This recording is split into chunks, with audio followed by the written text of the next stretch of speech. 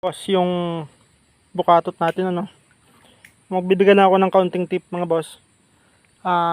Pag magpapakat kayo, mga boss, nung bukatot natin, dapat yung kung pa ganun yung agos, mga bossing, so dapat nakaharap naman doon, mga boss.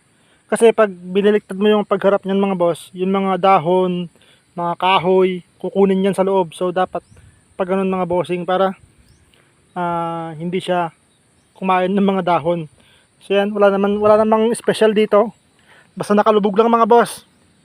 Tapos nakatali, tapos dito sa harapan niya, dapat hindi nakaangat, mga bossing. Dapat hindi nakaangat yung ilalim. So dapat ito lang yung nakaangat. Itong taas. Bahala na kayo, mga boss, kung paano yung pagtatali ninyo. Basta ganyan yung forma niya, okay na yan. So alam na yan, mga bossing, nung mga batido na, mga expert na nangingisda natin. Ayan, o. Ganyan lang, mga boss.